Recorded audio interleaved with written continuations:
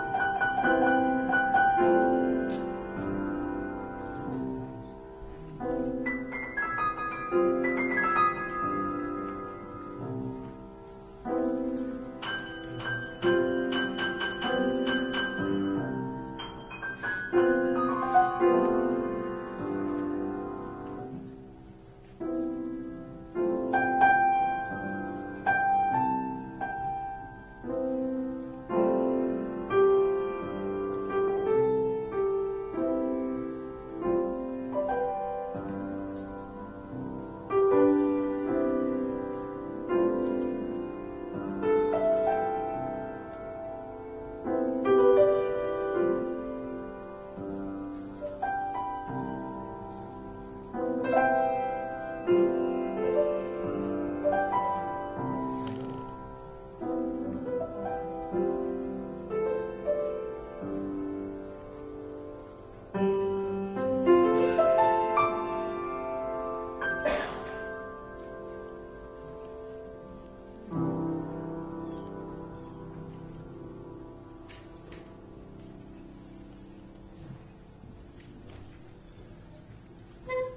you, John. Good morning. Welcome to the Unitarian Universalist Congregation of the Lowcountry. Those of you who are visiting here for your first or second time, you should know that the universe has conspired to bring you to a warm, welcoming, and gracious congregation. Those of you that have been here and continue to come back know that and are here for that very purpose. I will pray that you'd be able to experience that in your own life. I have a number of announcements to make, but before I do that, I want to take a time or a moment to see if there are any first-time guests or visitors, second-time guests or visitors who would be willing to introduce themselves and tell us where you're from, because there's somebody in the room that's probably from there too. So are there any on my far right? In the center section. And on my far left? Y'all are old hat. Everybody here knows everybody, and that's the way it should be. Thank you for being here. So I want to take a moment of personal privilege, if I can. This past Saturday saw national events take place that have directed our attention to this. The Unitarian Universalist Association sent this note. The UU believes in the right of free speech and the democratic process. Attacks like those on Saturday's political rally weaken democracy, and the Unitarian Universalist Association condemns this attack. At a time when democracy is already at risk, these events will only make our political environment more precarious. And as we prepare to meet this moment, we must return to our spiritual grounding and to our faithful practice, to take a breath, to reflect together, to wait for emerging truth over quick speculation. Anchor yourselves in the communities, this one and others, and anchor yourselves in the relationships that foster resilience, liberation, and strategy. Cultivate nuance and seek out deep wisdom, political analysis, and spiritual grounding, as misinformation will be rampant. And a quote from David French in the New York Times this morning, and he writes this: "Now is the time for America's moral center to rise up and declare with one voice, enough." We understand a moral center. We've talked about our true north.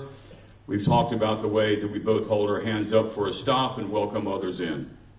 And that's a part of where we are right now, so guard yourself. This is the time, I believe, at least for me, is to check in with my true north, those values that I reflect here in this denomination, and make sure that I stay consistent to those values, because as we're called to the worth and dignity of all life, all human life, there isn't a comma except.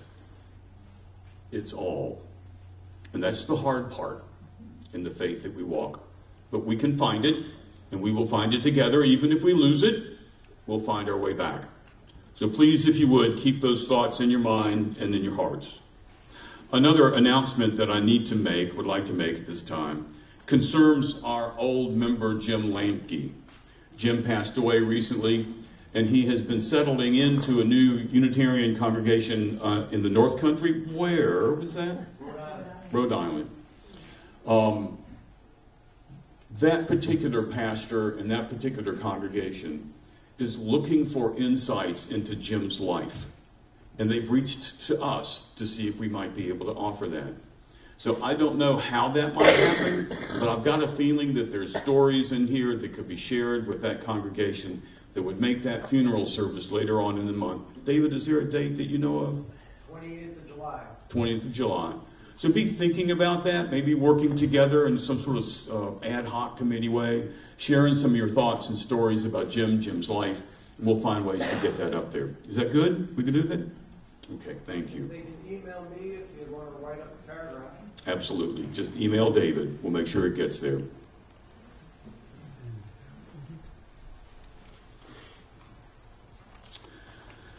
Now I'm going to invite David and Hiyaguha, if you would please, your opening words. We are delighted to have you here today.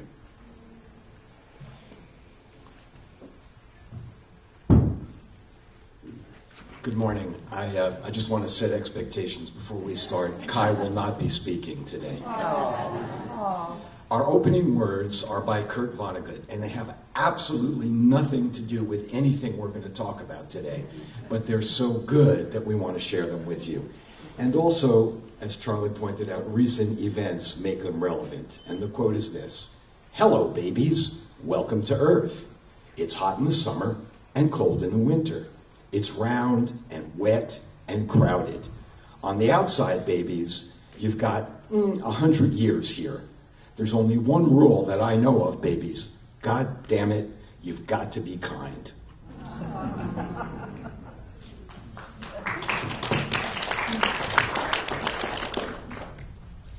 And now for something a bit more relevant to our subject today, a short poem by Mary Oliver. It's called The Uses of Sorrow.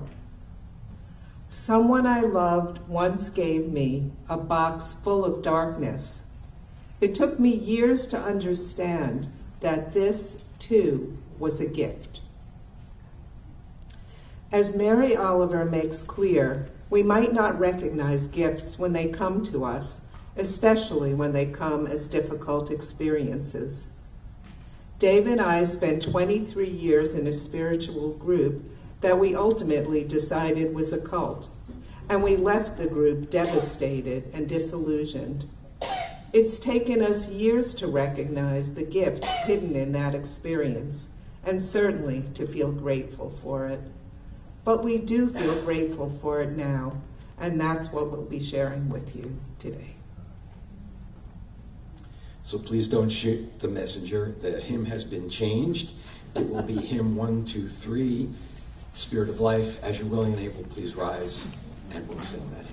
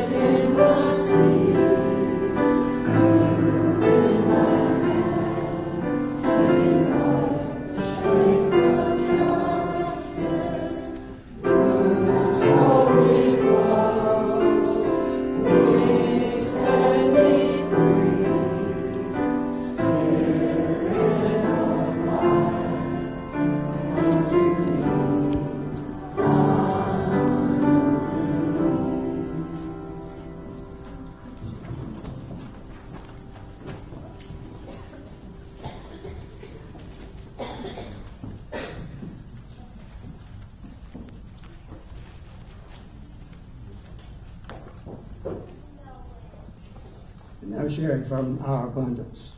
On behalf of the Sandalwood Food Pantry and Bluffton Self-Help, we thank you for your continued support in providing non-perishable food items. We welcome your weekly donations that we place on the table in the back of the sanctuary. And now to support the work that we do within the walls of this community and beyond, we'll now offer the baskets for your contributions.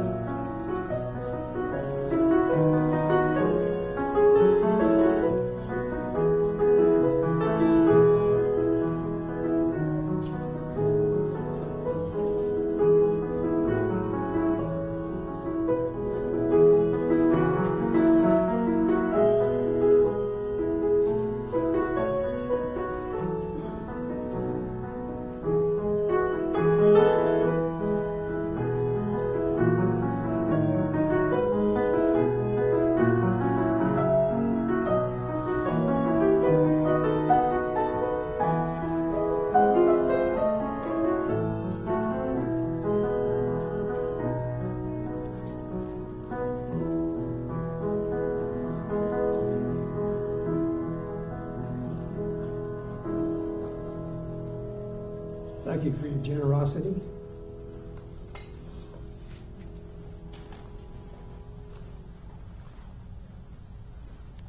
This is the time we share our joys and concerns. If you have a joy, we'll be happy with you. If you have a concern, it's our hope that those around you will give you enough support to lessen your burden. If you have something to share, come forward, take a stone from the basket, tell us who you are and what you wish to share. No political announcements and no other announcements. That covers it. Then put your stone in the cairn.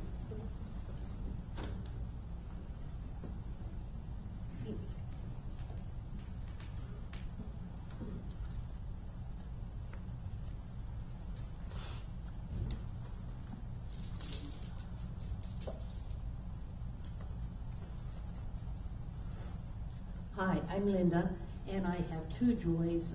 Number one, my grandson, for whatever reason, I don't know, was in Houston, 13 years old, this past week, and he is home safe and sound, so that is a great joy to me. And number two, I was away last week, went to northwestern Pennsylvania, to the family cottage, which I hadn't been to in 12 years. There was about 30 family there. It was marvelous. And although I missed you last Sunday, I was really happy to be there. Thank you.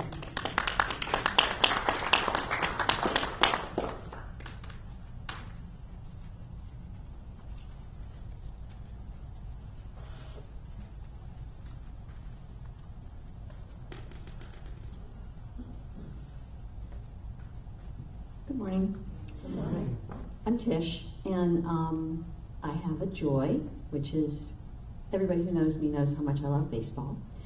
And for once, I got a really, really good Christmas gift for my family.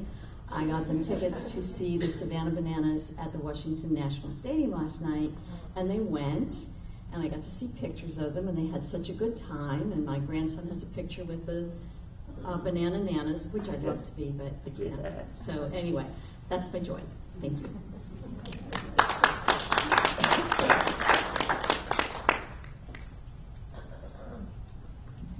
I have a joy too. Come, buddy.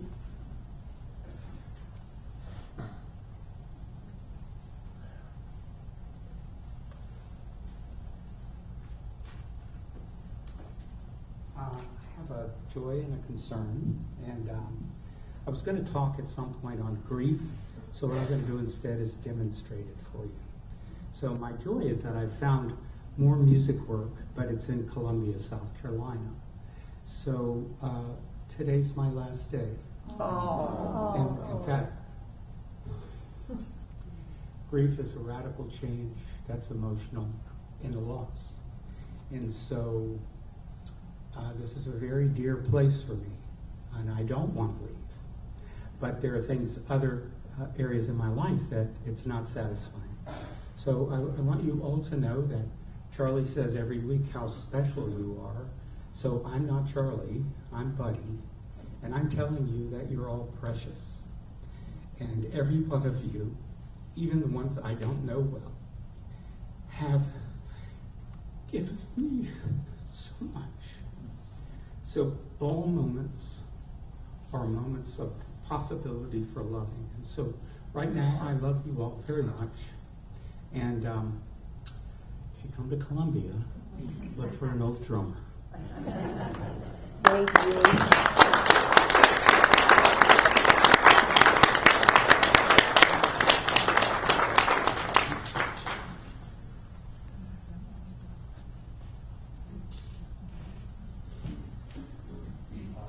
I've been privileged to be working with Buddy for 4 or 5 weeks, working together with him. He is playing the drums and I playing the piano. He's helped me a lot with timing, and anyway, I really miss him.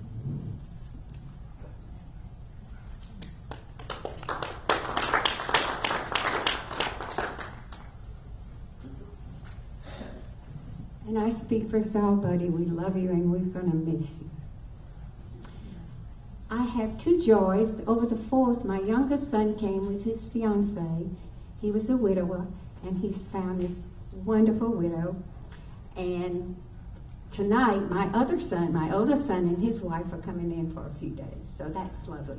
Now we're going to take 2 stones and put them in the cairn for joys and concerns that have been unspoken.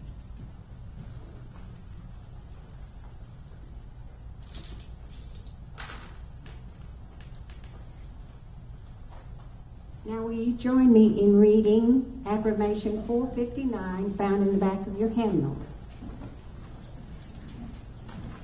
This is the mission of our faith, to teach the fragile art of hospitality, to revere both the critical mind and the generous heart, to prove that diversity need not mean divisiveness, and to witness to all that we must hold the whole world in our hands.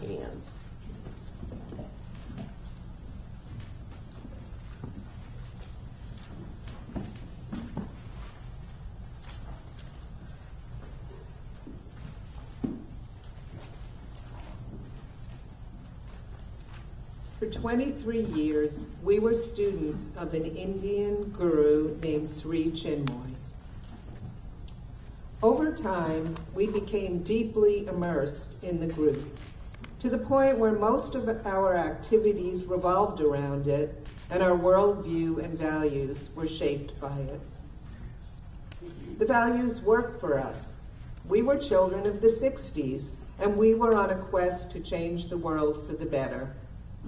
We were about peace, love, oneness, and meditation, and the Guru spoke to these values and even seemed to embody them.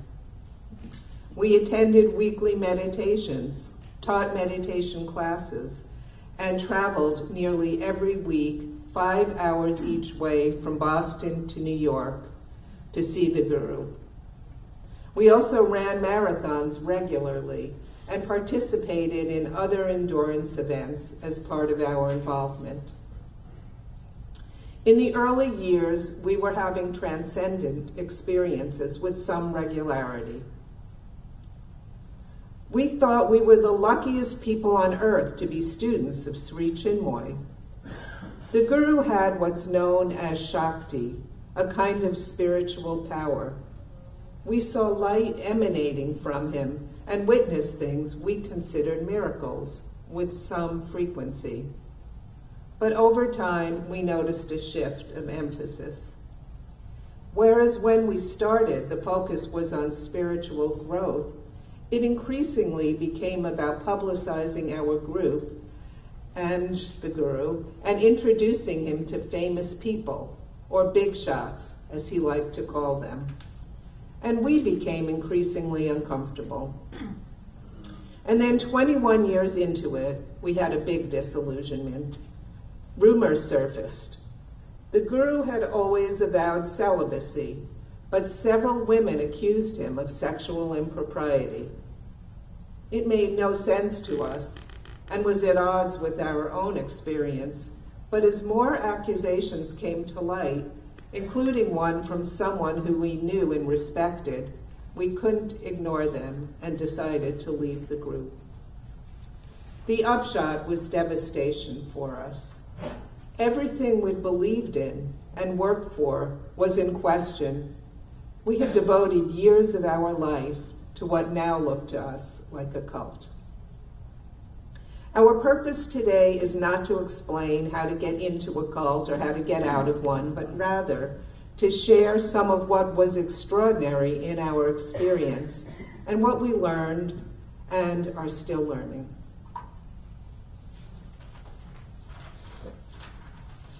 Leading with the heart. The path, as we called it, emphasized taking a heart-centered approach to life.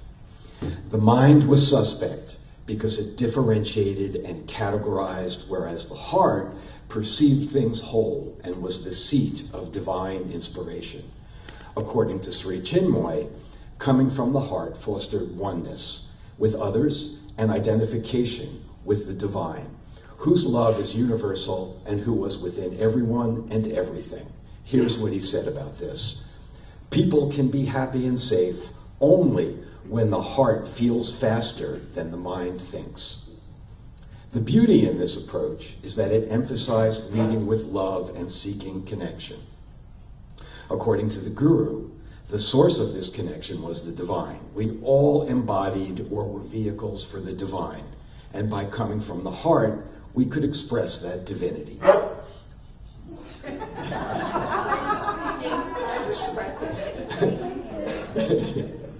Okay. So I guess Kai is speaking today. So how did this show up for us? We had a sense of mission about connecting with others, even if they were very different from us, especially if they seemed to be coming from their hearts too. For example, we participated in a peace run that took a flaming peace torch by foot around the world. We ran the segment that went through Wyoming, Montana, North Dakota, and South Dakota. Wow. We met all kinds of people who resonated with the run and who wanted to be part of carrying the torch. People we would not otherwise have spoken to or connected with. How we each understood peace, or what we thought was important about peace, was far less important than being together and feeling the connection of shared endeavor. For us, this was coming from the heart. On the other hand, this approach also implied that coming from the mind fostered division and separation. Distrust, negativity, and belief in limitations were all ascribed to the mind. So the mind became a risky place to dwell, especially because the mind was the source of doubt regarding the divine, not to mention regarding the Guru. The problem with this view is that coming from the heart could be used to disavow critical thinking and to reinforce blind obedience. A common criticism among our peers was, "Oh, he's just too caught up in his mind." Having negative or critical thoughts was seen as a fault, especially if those thoughts were about the Guru or the group. Any suffering or difficulty was evidence that you were not sufficiently in your heart, and this fostered a habit of not dealing with difficult thoughts and feelings. What's changed for us is that now we strive to strike a balance between loving our minds and using them and letting our hearts lead whenever possible. The beauty of the idea of leading with the heart never left us. Heart-centered identification with others means recognizing the human experience we share and finding commonality in that experience. Everyone suffers. Everyone needs to make sense of this crazy world. Everyone's understanding is limited, and we have no control over that. So approaching others with kindness and by finding what we can identify with just makes sense. It's not always easy, and we often fall short. A few people we know and love on the opposite end of the political spectrum come to mind. With them, it can be hard for us to separate out their wonderful attributes, kindness, generosity, talent, and just plain funniness from their political beliefs, which we find quite painful. We love them with a but. It would be great if we could simply love them. Still, the idea of leading with love and acceptance is a principle that continues to resonate for us.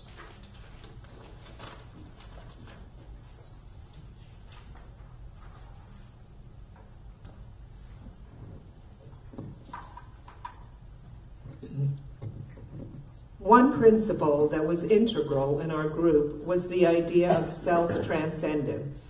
In essence, this idea means that we should always aim to do better than what we've done before. We don't need to compete with anybody except ourselves.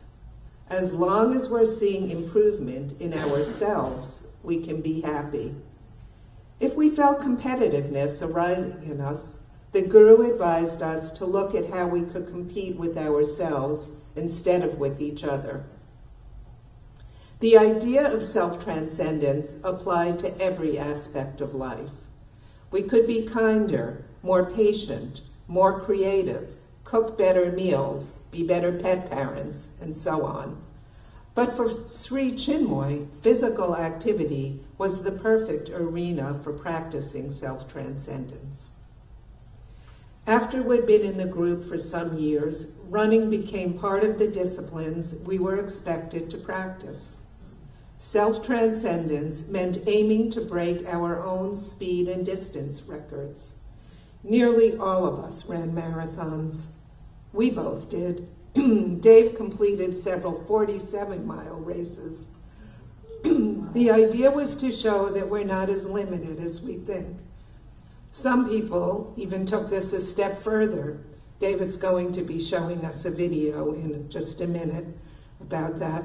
Chinmoy himself took to feats of strength, weightlifting crazy amounts for a man his age, lifting an airplane, lifting an elephant, even lifting this hefty woman. One of his students, Ashrita Furman, took to setting world records. He has the world record for the most world records, over 100 of them. And we're going to watch a little video.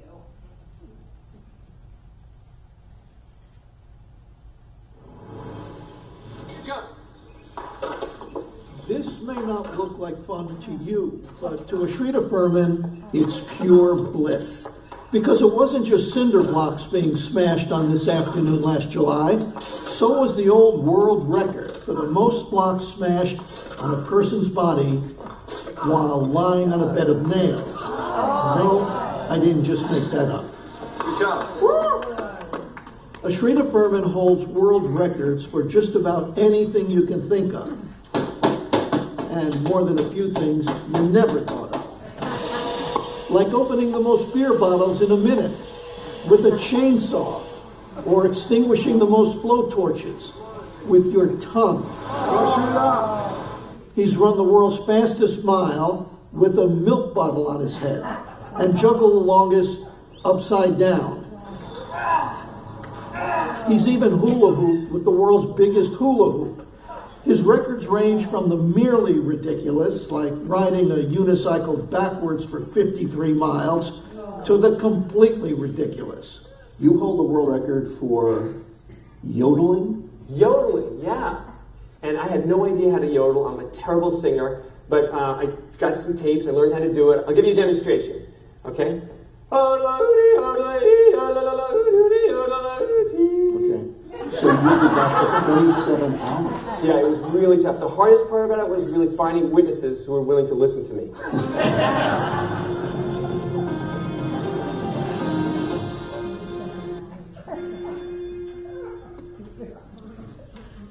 It wasn't only Ashrita doing some feats. At one time, I held the world record for the longest poetry reading ever. I read for 50 hours straight, but with plenty of help from a support team. The emphasis on self-transcendence forced us to try to find solutions when we would have given up. The result was that it was amazing to be able to do the feats that we completed. I never, ever would have attempted a world record or run a marathon if not for the group.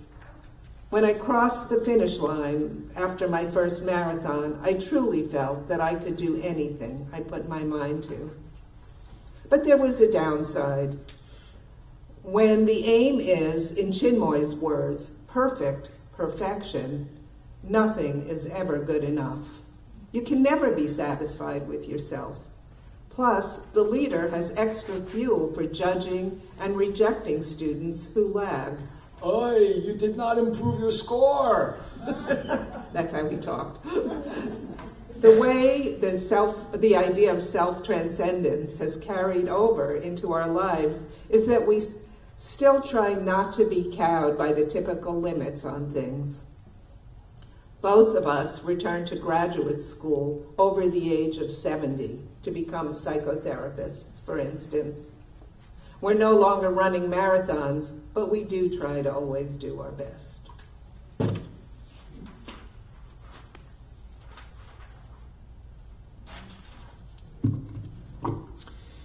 In our group, take your problems as blessings. In our group, cheerfulness was a central value, a requirement. It didn't matter if you had problems, you were still required to be cheerful or risk getting kicked out. So for me, this was a wonderful thing because I came from a depressed Jewish family, and the idea of having to be cheerful no matter what was going on was just such a stretch for me. But I did learn a lot from that, and I found it helpful, ultimately.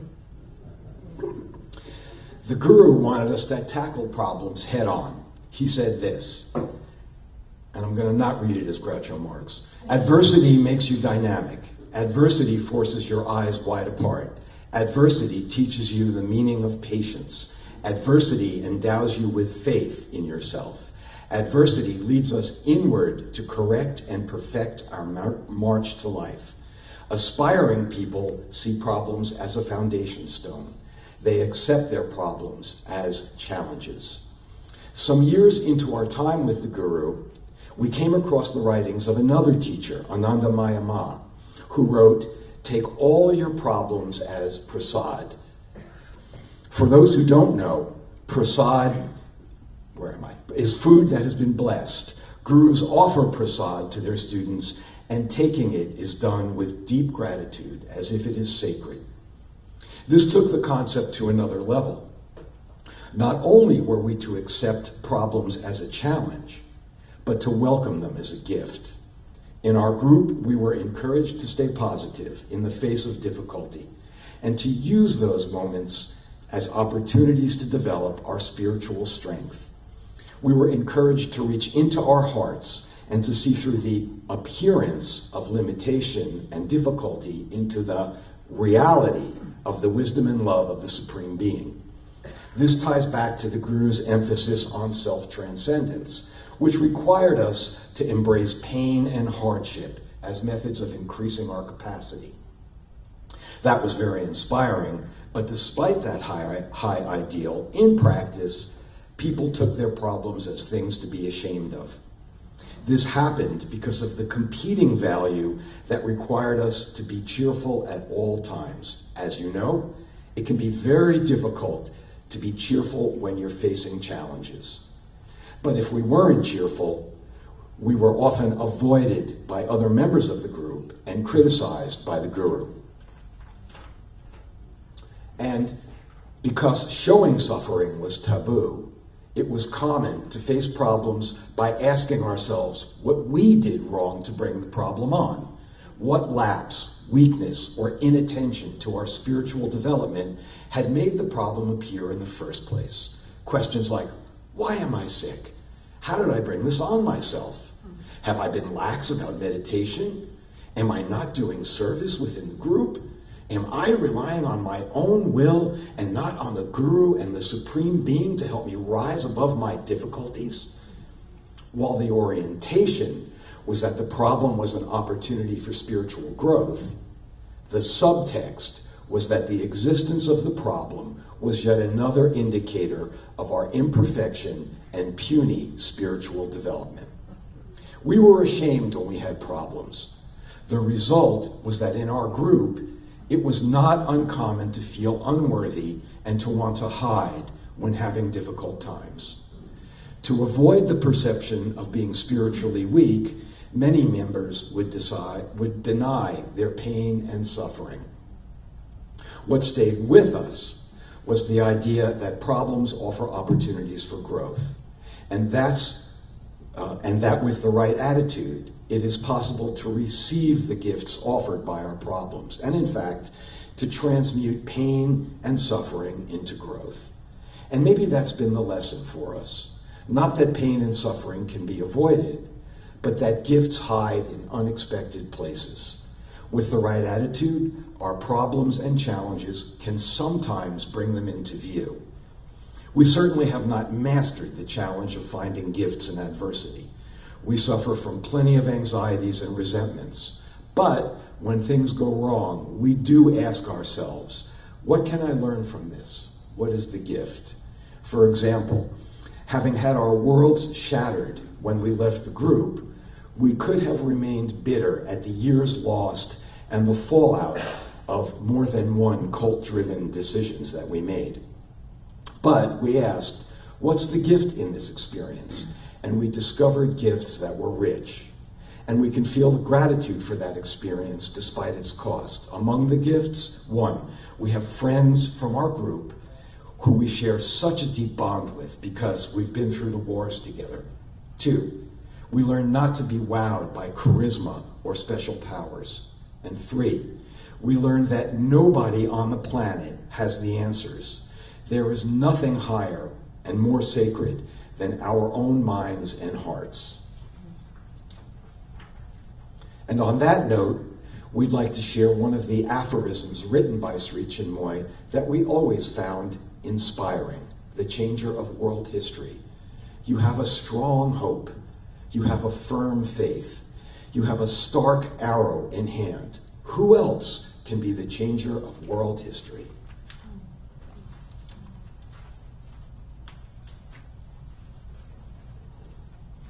Thank you.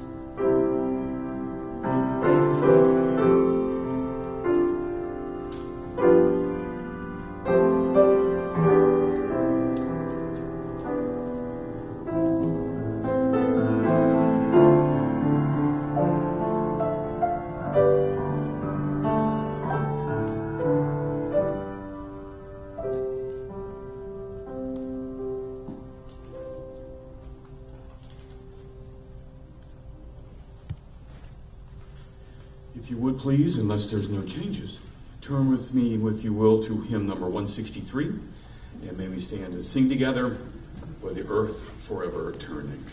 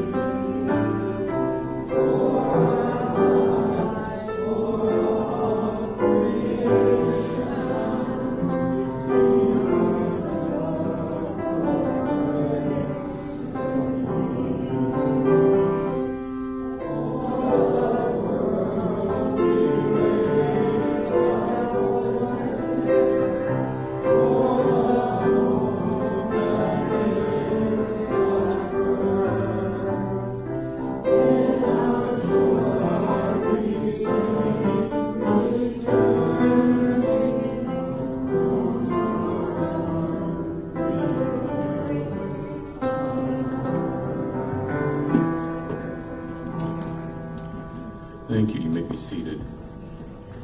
Just a reminder that we will be having the talk back today, so stay if you would, please. We have some questions for this couple and for Kai. I did appreciate his barking up. And by the way, Sharon, you had one job today.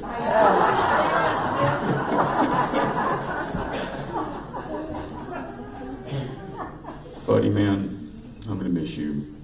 I hate this. But I'm going to know where you live, and I know some spots in Columbia we're going to share together. All right, you take care, my friend. I think that's all the closing remarks I want to make, other than to thank David and Hiyaguha for their leadership, their gentle way of doing things. They're very much a part of our movie night, as well as Lynn and Beth, and I thank them so much for giving us their talent and taking us through in the gentle, sweet way that they have. So David and Hiyaguha, if you have some closing remarks, please.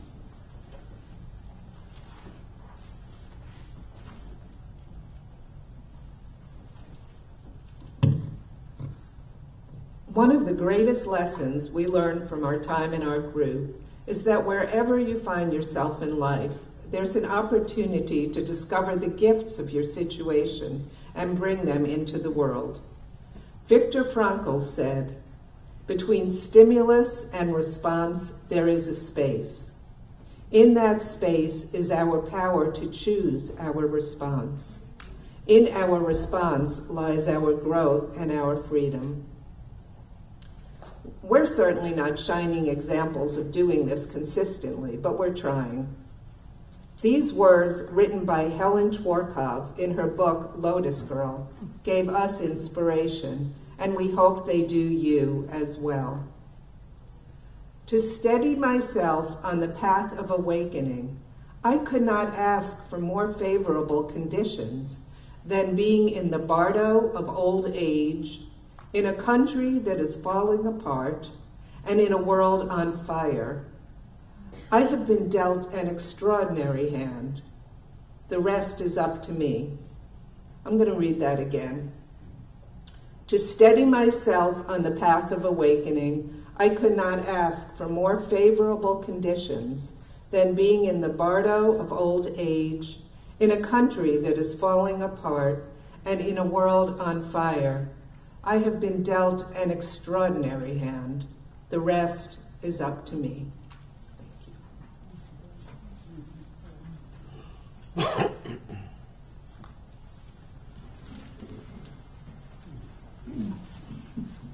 So now shall we stand and extinguish the chalice? While we extinguish this flame, we still carry in our hearts the light of truth, the warmth of community, and our commitment till we are together again.